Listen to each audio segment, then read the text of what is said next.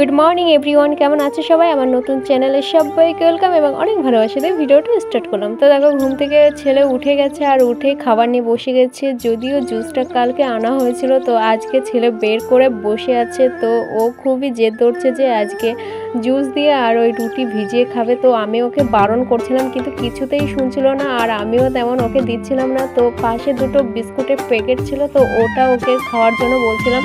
तो छेले एतटा जेद जे छेले खाबे ना माने प्रचंड कान्नाकाटी करछिलो। और एदिके देखो आमादेर ठाकुरेर आसन। तो आमार स्नान करा हये गेछे, एबारे এই যে ঘরে জল দিয়েছি আর থালা বাসন ধোয়া কমপ্লিট। তো এখন আমার পুজো দেওয়ার পালা। আর পুজো দেওয়ার পর মানে খাওয়া দাওয়ার পালা। খাওয়া দাওয়া বলতে কি নিজের খাওয়া দাওয়া, ছেলের খাওয়া দাওয়া। আর এদিকে দেখো আমার পুজো দেওয়া কমপ্লিট হয়ে গেছে, কারণ আজকে বৃহস্পতিবার, পুজো না দিলে কি হয়। আর এদিকে দেখো ছেলের দুষ্টুমির কম নেই, মানে দুষ্টুমি করতেই আছে। আর ওইদিকে ও জেদ ধরে আছে, মানে জুসটা আগে খাবে আর তার জন্য একটা গ্লাস নিয়ে হাজির হয়েছে। তো গ্লাসটা আর জুসটা আমি রাখার জন্য ওকে বলছিলাম, তো ও জুসটা দেবে না বলে ওটাই বলছিল। নিয়ে আমি ওকে বলছিলাম যে রাত্রে খাওয়ার জন্য, যদিও এই সকালবেলা খেলে শরীরটা অনেকটাই খারাপ করবে। আর এদিকে বিস্কুটটা মানে মোটেই খাবে না, তার সঙ্গে এনেছিল দুটো রুটি। তো ও বলছিল ডিম দিয়ে ভাজা করতে, যদিও ওকে ডিম দিতে পারবো না, কারণ ডিম দিলে অ্যালার্জি হয়ে যাবে। আর একেতে ওর গানা প্রচণ্ড পরিমাণে চুলকায় আর কি। তো একটা ডিম খেলে না তার একসাথে মানে 2-3 মাস করে থাকবে, মানে অ্যালার্জি বেরোনোর তালেই থাকবে, কমবে আর না। যদিও ও একটু অসুস্থ, ওই জন্য ওকে এগুলো থেকে একটু দূরেই রাখি। তো কি করব, অবশেষে আমি মুখটা আমাকে খুলতেই হলো আর কি। তো জুসের মুখটা খুলে ওকে একটু দিচ্ছিলাম, মানে বেশি আমাকে দিতে বারণ করছিল। তো পরে খাবে বলে রেখে দেওয়ার কথা বলছিল।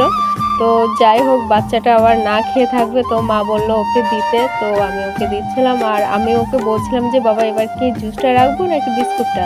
তো বলছিল 1 প্যাকেট বিস্কুট রাখতে আর জুসটাও রাখতে। তো ছেলে আপাতত পরে স্বীকার করলো যে জুসটা পুরোপুরি খাবে না, মানে কিছুটা রেখে দেবে আর কি। তো সকালে আমার হাফ কাজ হয়েছে আর হাফ কাজ করা হয়নি। তো ছেলের সঙ্গে এইদিকে আমি দুষ্টুমি করায় ব্যস্ত, কেননা ছেলেকে ঠান্ডা না করে তো আমি আমার কাজে মন দিতে পারবো না। আর যদিও ছেলেকে রেখে না আমি বাইরে যেতে পারছি না, কেননা ছেলের শরীরটা খুবই খারাপ। আর খারাপ বলতে কি ভালোই খারাপ। আর ওর না এই 7 দিন বাইরে বেরোনো যাবে না, হাওয়া বাতাস লাগানো যাবে না। আর তোমরা বুঝতেই তো পারছো যে কিসের জন্য বাইরে বেরোনো যাবে না আর গায়ে হাওয়া বাতাস লাগানো যাবে না। তো সেটা আমি মুখে বললাম না।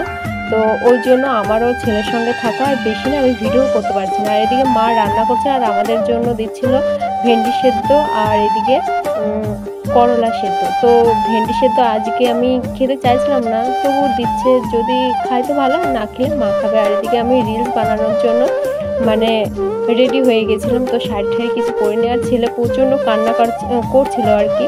তো ছেলেকে রেখে কোথাও বেরোতেও পারছিলাম না। তো ছেলেকে একটু ঘুম পাড়িয়ে মানে কোনো রকম যে জামাটা পরনে ছিল সেটাই পরে চুলটা কোনো রকম বেঁধে আমি বেরিয়ে পড়েছিলাম। তো এখানে একটু ঘোরাঘুরি করে তারপর চলে।